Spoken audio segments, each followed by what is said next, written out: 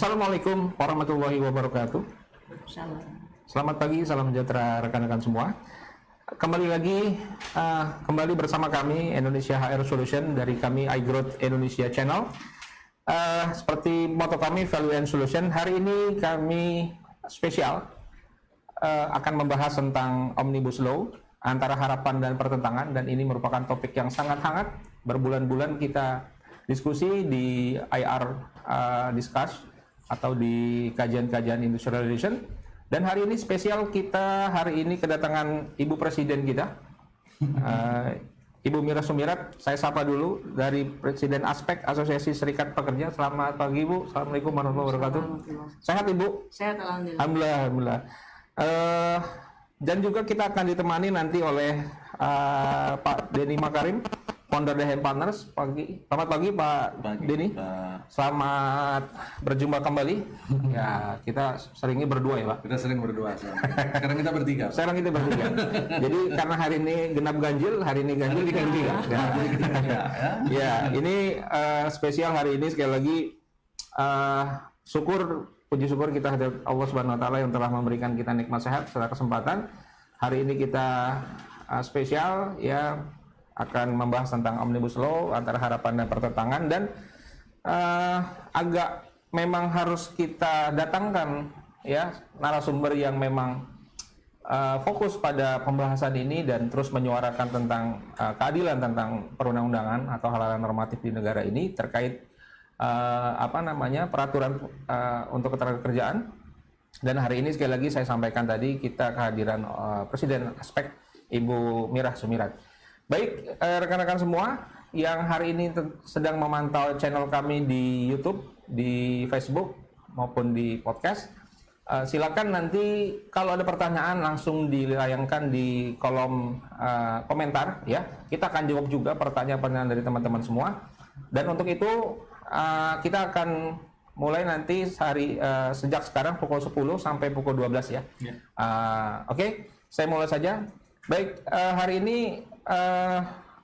kita akan bahas tentang Omnibus Law, antara harapan dan pertentangan. Saya mau ke Ibu Mirah dulu. Ibu Mirah, perlu kita tahu dulu Ibu sejarah tentang undang-undang ini, rancangan undang-undang ini seperti apa sih awalnya, hingga hari ini perkembangannya sudah sangat luar biasa. Saya catat di sini atau saya ngambil dari referensi beberapa dari media resmi ya, dari beberapa media resmi. Ini banyak sekali ya hal-hal yang selama ini sudah diatur secara baik ya, tetapi hari ini dengan rancangan undang-undang ini hampir-hampir menjadi perdebatan yang tanpa harapan nih. Walaupun kita judulnya antara harapan dan pertentangan. Silakan diceritakan dulu Bu, sejarahnya bagaimana sih sampai ini muncul. Ya, baik, terima kasih Mas Abi. Assalamualaikum warahmatullahi wabarakatuh. Assalamualaikum warahmatullahi wabarakatuh. Salam sejahtera buat kita semua. Yang pertama, supaya kawan-kawan yang saat ini sedang mengikuti atau mendengarkan dan mengerti secara langsung program ini paham gitu ya. Bagaimana kok bisa sampai ada dalam tanda kutip keributan lah ya, pertentangan atau keributan terutama di kalangan serikat pekerja, serikat buruh dengan pemerintah dalam hal ini, karena memang yang kami tahu yang mengajukan rancangan undang-undang Omnibus Law Cipta Kerjanya adalah dari pemerintah.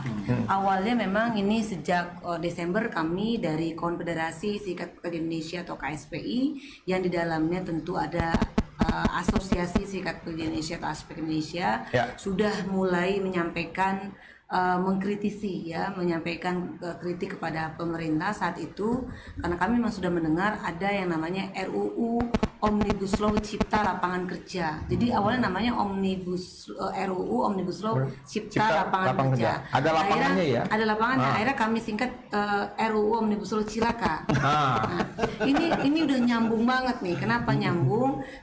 Kenapa namanya Cilaka? Ternyata isinya juga akan mencilakai ya kepada seluruh pekerja, buruh, dan juga tentunya seluruh rakyat Indonesia. Tapi nggak pakai Cilaka 12 Ibu ya?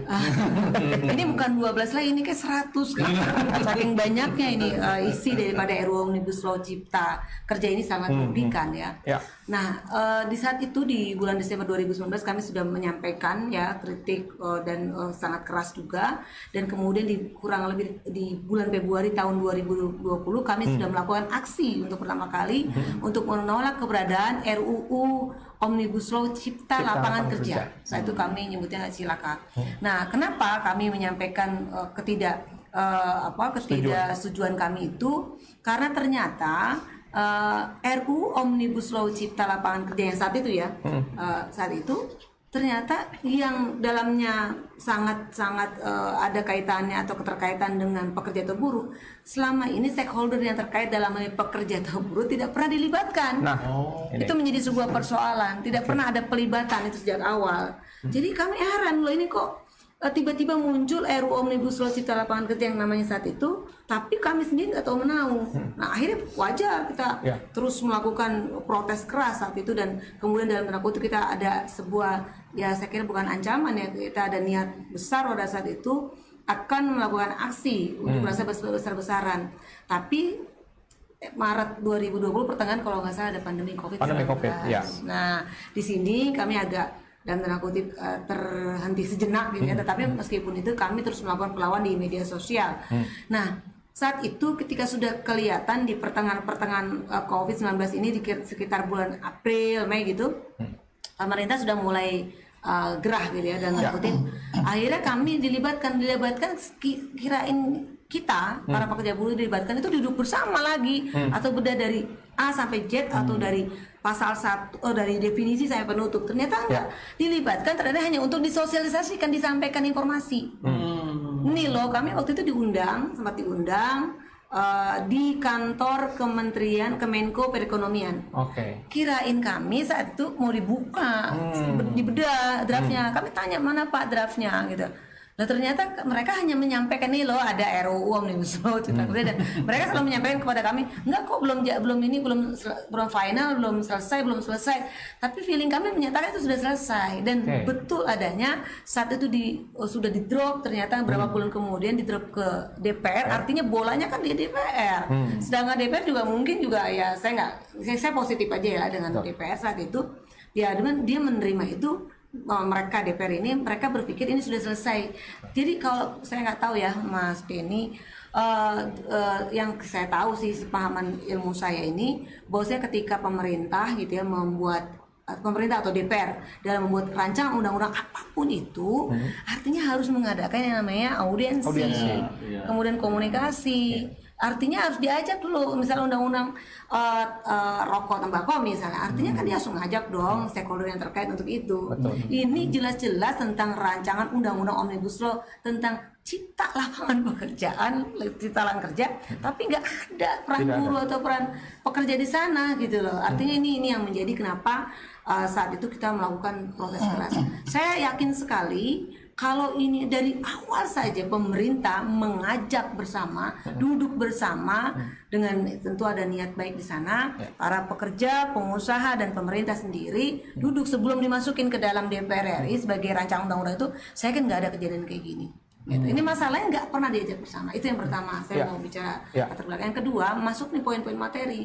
Ini lebih fatal. Akhirnya kita yang namanya manusia, dan ini normal sekali. Kenapa? Oh pantesan, bahasa sederhananya, oh kamu sembunyi-sembunyi, kamu cepet-cepet ngajuin, ternyata ini di dalamnya ternyata ini kacau bener. Ternyata di dalamnya bukan saya tidak mau bicara untung ya, pro aja ini ke kita, ke pekerja nggak ada sama sekali. Ini betul-betul menjerumuskan, betul-betul merugikan sekali, sangat-sangat merugikan. Apakah proses RUU ini ketika muncul, Ibu sudah melakukan awal prosedur apa saja ke pihak pemerintah atau ke pihak DPR agar kita tahu nih, jangan sampai ini kok ototnya baru sekarang gitu kan, biar teman-teman juga tahu prosesnya udah sampai mana, tahapannya sampai mana, baru nanti kita bahas pada kasus klausul-klausul yang ada di RUU ini. Silakan Bu. Enggak ya, riset yang gimana nih? Ya, apakah tadi kan Ibu sampaikan bahwa awal perlibatan RUU ini tidak ada. Tidak ada awalnya. Apakah juga dari pihak universitas misalnya dilibatkan untuk riset. Setahu Ibu ada nggak gitu ya? Yang kedua, sampai sejauh mana perjuangan khususnya teman-teman di aspek nih prosedur awal dari awal RUU ini muncul sampai akhirnya puncaknya kemarin itu tahapannya sampai di mana? Ya. Sebelum kita masuk pembahasan Bu ya. Baik. Oke. Jadi gini, tentu kami sebagai stakeholder para pekerja atau buruh terkaget-kaget ya kemunculan daripada RUU Omnibus Law Cipta Lapangan Kerja. Saat itu namanya Cipta Lapangan Kerja, saat itu cilaka itu. Artinya kita tidak tahu tuh barang tiba-tiba muncul. Tapi saya yakin juga pasti mereka nggak sembarangan juga untuk menerbitkan ya, memunculkan RUU tersebut. Tadi pertanyaan Mas Abi adalah apakah ada keterlibatan dari akademisi? Ya, biasanya kan gitu tuh ya. Biasanya kan seharusnya gitu. yang normal-normal kan harusnya ada dong harusnya.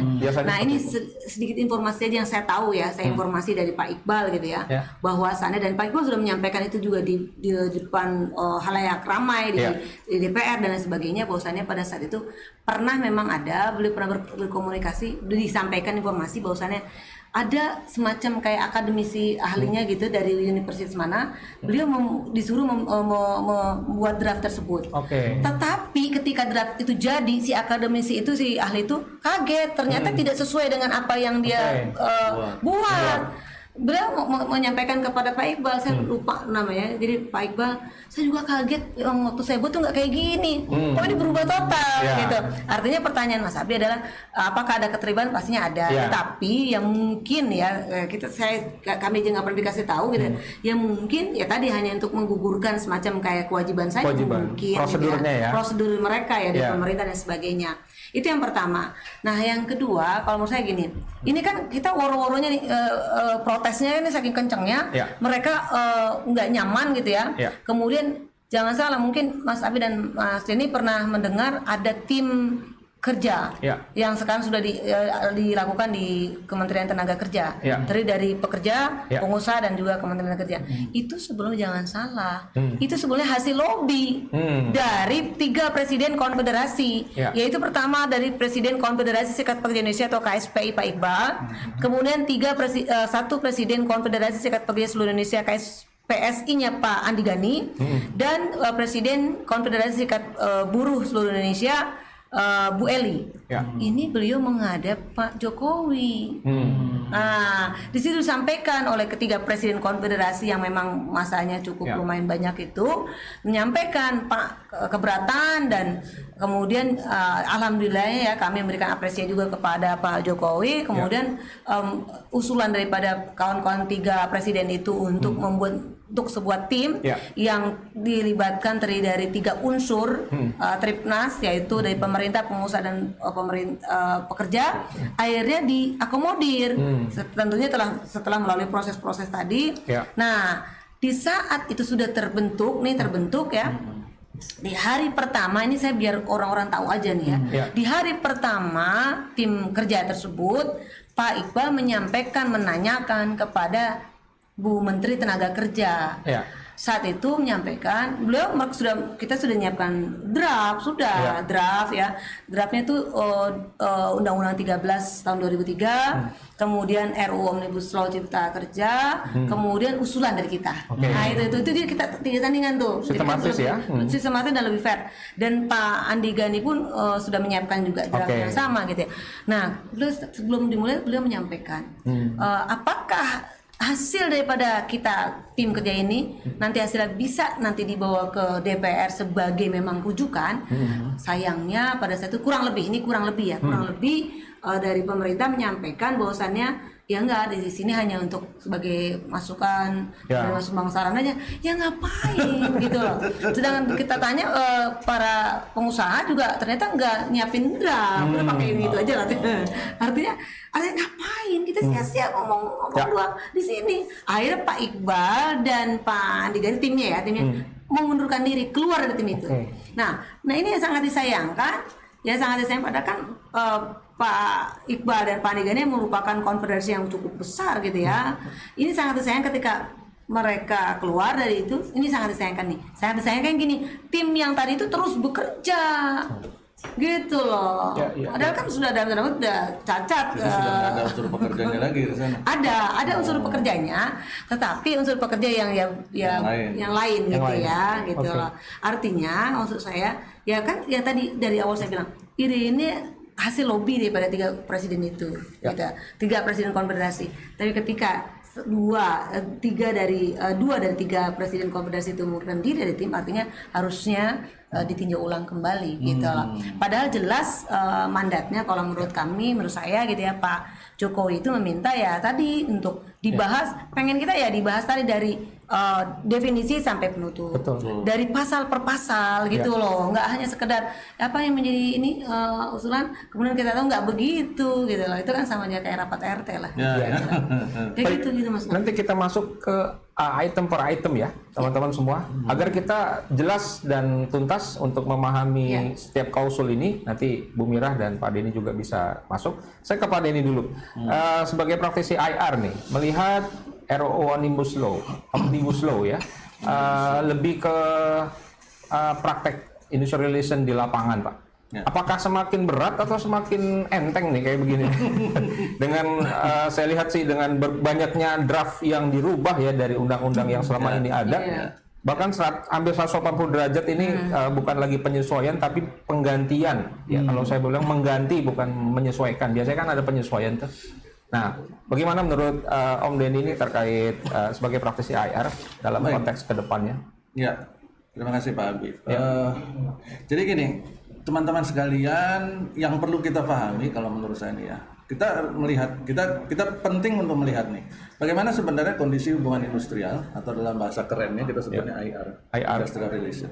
Itu bahasa mana tuh? Bulan kali ya. Bulan. Oke. Nah itu sebelum tanda kutip ribut-ribut ini terjadi. Ya.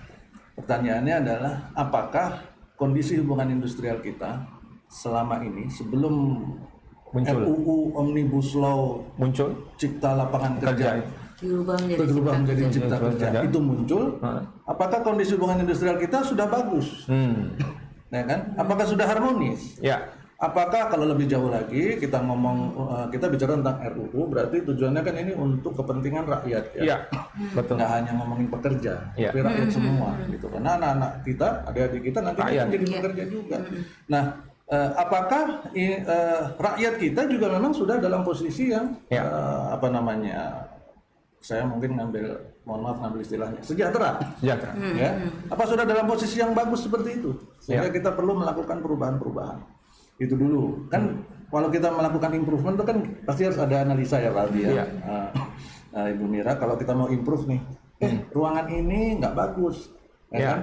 Kita harus tahu dulu nggak bagusnya di mana. Terus kita perlu perbaikin, arahnya ke sana, tujuannya ke sana. Jelas. Jadi berhubungan semua, gitu kan? Untuk kepentingan siapa? Ruangan ini mau dibuat untuk tempat kenyamanan keluarga, ruang tamu dan sebagainya. Maka kita perlu atur supaya nyaman dan sebagainya. Kenapa perlu dirubah? Karena sekarang udah banyak bocor misalnya. Nah, itu kan perlu dilakukan di awal. Itu ngomongin tentang proses yang tadi Mira sampaikan. Tapi saya kembali lagi, apakah kondisi hubungan industrial kita memang sudah bagus atau belum? Kalau cara pandang saya pribadi, Pak Abi sebagai praktisi IR, yang saya lihat kondisi hubungan industrial kita di Indonesia hari ini tidak berada dalam posisi yang bagus. Ini saya yang ngomong, menurut pandangan pribadi saya. Saya itu bukan siapa-siapa, tapi kami di lapangan melihat bahwa kondisi itu masih sangat berat. Masih begitu banyak, kalau boleh bukan begitu banyak lagi Pak, begitu banyak. Panjangnya, saking banyaknya. Kan? Kalau orang Jawa itu apa namanya saking gitu loh ya, banyak sekali gitu. Masalah di lapangan yang berurusan dengan kepatuhan. Ini loh. Maka di dalam setiap kelas-kelas HR atau di dalam diskusi di HR, Pak Abi, Ibu Mira, saya selalu sampaikan kepada teman-teman di HR bahwa masalah HR kita hari ini di Indonesia, hari ini itu masih berkutat di masalah paling bawah, yaitu kepatuhan. Ya kan? Kalau kita ibaratkan ini sebuah bangunan besar. Lantai dan fondasi itu adalah hal yang menjadi landasan utama bagi berdirinya bangunan. kemudian dindingnya adalah sistem, atapnya itu atau tangga lantainya itu adalah development, maka lantai dan fondasi itu adalah hal yang paling penting yang disebut kepatuhan dalam dunia HR. Tanpa adanya kepatuhan, tingkat kepatuhan yang bagus, compliance yang bagus, maka semua dinding, semua tangga, semua lantai dan semua atap di atasnya akan goyang. Ya kan? Saat ini kita mohon maaf buat teman-teman, kita banyak berbicara di HR tentang masalah-masalah development. Performance appraisal, KPI. Saya nggak bilang itu jelek, itu bagus. Itu bagus, itu loh. Employee engagement, employee satisfaction, itu bagus semua. Terus sekarang HR jadi business partner, bagus itu semua. Tetapi pertanyaan saya, sudahkah kita melihat hal paling mendasarnya? Compliance kita sudah terpenuhi atau belum hari ini? Kalau kita sudah selesai dengan urusan compliance, baru kita ngomongin development. Nah, sekarang compliance saja masih banyak masalah. Lu tahu dari mana dan jangan sok tahu lu kan gitu. Mari kita datang ke Disnaker masing-masing. Ada berapa provinsi di Indonesia hari ini? Saya sampai lupa karena sudah berubah provinsi kan. Kalau dulu saya masih 27 provinsi saya ingatnya. Sekarang 34 ya Bu. Oke. Oke, ini ngomongin 34 ya. Kita orang kolonial, bukan milenial ya. Bukan milenial ya. Jadi 34 provinsi ya. Ini berarti 34 Disnaker ya kurang lebih lah ya, atau mungkin lebih lah ya. Ada kabupaten, ada kota. Nah, anggaplah itu dari semua provinsi tadi. Coba kita lihat berapa kasus ketenaga kerjaan hari ini di sana. Baru di tahapan Disnaker saja. Naik lagi ke PHI, naik lagi ke Mahkamah Agung. Ya kan? Berapa coba jumlah kasusnya? Bandingkan dengan jumlah pekerja dan lihat lagi di masing-masing perusahaan di dalam tahapan bipartit. Berapa banyak kasus itu? Apakah itu signal bahwa kita sudah berada dalam hubungan industrial yang bagus atau enggak? Buat saya itu signal yang buruk. Signal yang menunjukkan harusnya kita semua stakeholder di negara ini, baik pemerintah, si wakil rakyat, terus kita pekerja, terus teman-teman di HR dan pengusaha harusnya melihat ini sebagai signal bahwa hubungan industrial di negara kita masih jauh dari bagus. Masih jauh. Jadi kita bukan nggak boleh ngomong development. Tapi yuk kita pastikan yang bawah ini terpenuhi. Kita ngomongin KPI tinggi-tinggi Pak. Begitu ngomongin UMK masih juga nyolong-nyolong. UMK-nya masih nggak dipenuhin gitu. Nah itu kan ngeri itu. Ngeri itu. Nah itu yang perlu kita lihat dulu. Baru kemudian sudah kondisinya hari ini seperti itu. Kondisinya belum bagus. Ditambah dengan masuknya rancangan undang-undang yang tadi. Yang ternyata kalau menurut Ibu Mira dan timnya dan teman-teman di KSPI itu yang nanti juga akan dibahas, justru banyak meletakkan sisi negatif ke tempat para pekerja. Ya, kalau itu yang terjadi, maka yang saya khawatirkan, saya nggak mau memprediksi Pak, jadi tukang ramal. Ya kan? Yang saya khawatirkan adalah di kemudian hari ini double. Nah, maka benar kalau tadi Bapak bilang 12, Ibu Mira bilang 100 Pak gitu. Malah udah 100 gitu karena akan jadi masalah. Sekarang aja masalahnya belum kelar gitu loh. Coba kita lihat berapa persen sih perusahaan atau HR, saya mungkin fokusnya ke HR lah. Karena HR adalah front line-nya dari pengusaha. Berapa persen HR yang memang comply? Yang comply itu kita bisa lihat gitu. Kalau kita mau fair kita lihat berapa persen manajemen yang comply yang warna hijau ya. Yang warna hijau. Kalau di DM Partners itu Ibu Mira kami punya yang namanya kegiatan HR Compliance Assessment. Jadi kita bongkar praktek HR dari sisi best practice sama compliance. Compliance berarti hukum kan. Kita lihat, kita kasih warna. Kalau yang hijau berarti dia bagus, yang kuning beresiko, yang merah berarti melanggar.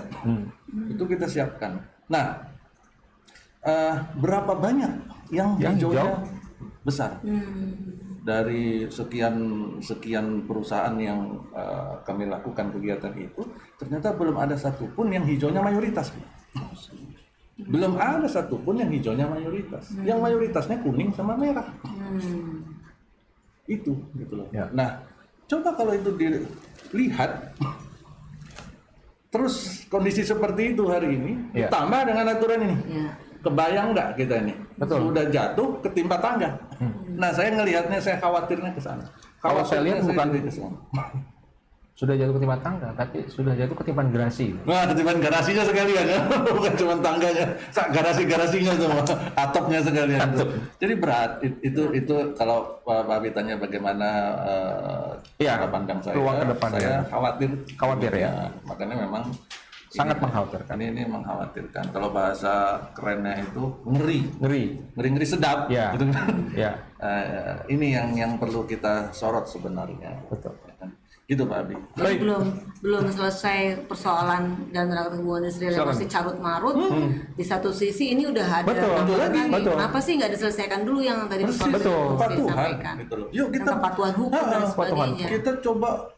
Saya pribadi berpikir gini. Mungkin teman-teman dari KSPI, Aspek dan timnya itu pasti akan sangat mendukung untuk membantu melakukan pemetaan. Betul. Mapping dulu ya. Kepatuhan, karena kan beliau dan timnya berada di hampir semua di front line. Ya. Kalau kami kan hanya sedikit segelintir orang. Nah, membantu melakukan pemetaan tingkat kepatuhan. Betul. Banyak banget yang nggak patuh. Kita lihat nanti kalau kita buat jadi mapping nih, warna, jangan-jangan warnanya kuning ke merah-merahan, atau merah ke kuning-kuningan. Ibarat film episode 1 belum selesai, baru setengah permainan. Episode 2. Dan lain cerita pula, Bu. Bulat dah. Yang satu Brahma Pulbara, yang satu lagi si Buta dari Gohan tuh. Nyambung tuh. Sedih. Baik, teman-teman yang sedang menyaksikan Indonesia Air Solution, hari ini kita spesial mendatangkan Ibu Presiden, Ibu Mira Sumirat dari Presiden Aspek. Kita masih membahas tentang Omnibus Law ya, antara harapan dan pertentangan. Jadi teman-teman yang sedang menyaksikan silakan share ke teman-teman lain. Ini sangat berguna untuk kita pahami. Nanti lebih rinci lagi kita masuk ke item per item klausul yang ada di RUU ini. Untuk itu, saya ingatkan, pertanyaan silakan dilayangkan di komentar di kolom komentar ya. Kita akan juga jawab nanti pertanyaan dari teman-teman. Lanjut lagi ke Ibu Mira. Ya. Saya mau masuk langsung Bu ke proses yang ada di rancangan undang-undang ini. Ya. Nah, yang paling sering muncul kan dari sekian ini saya lihat sih semuanya hampir-hampir luar biasa nih. Ya. Tapi biasanya pasti dari awal upah. Nah, ini permasalahan upah. Pasti sorotan awal tuh masalah upah. Tadi Ibu juga sudah sebutkan upah satuan hasil dan waktu ya. Nah, ini kalau kita kita korek, kita bahas, kita coba cerna ke depannya ini akan jadi apa sih Bu dengan konteks ini, atau harapan pemerintah dengan adanya RUU ini, teman-teman pekerja ini diharapkan satu hari itu bisa kerja di tempat lain 3 tempat tanpa adanya, tadi kan Ibu sebutkan jadi cuma satuan waktu, orang dibayar per waktu, selesai, mau hari ini selesai bisa lagi dia nanti ke kantor sebelah, atau apa sih Bu yang memang sudah ada bocorannya nih? Kesannya mau seperti apa nih nanti kerja kita? Ya, saya juga bingung nih melihat situasi kayak gini, antara bingung dan sedih sebenarnya sih. Saya lebih cenderung ke sedih kayaknya, sedih banget nangis, ya. Yang mau nangis juga mana malu kan kalau banyak yang nonton. Jadi gini, mungkin aja ya. Ini positif saya yang inilah positif saya kepada pemerintah. Mungkin pemerintah ingin meniru sistem upah yang ada di luar negeri. Kan di pekerja-pekerja di luar negeri ini, karena saya pernah juga lah ya, nggak sering-sering amat, pernah juga saya ke berbagai negara di Eropa, kemudian di negara-negara maju seperti Jepang, Cina dan sebagainya gitu. Amerika juga. Ya, kemudian Afrika pernah juga. Nah, mereka itu pemerintah mungkin ingin meniru upah per jam seperti yang di luar negeri, tapi mereka lupa. Pemerintah nih. Soal layak tidak layak nanti kita akan hitung bersama-sama.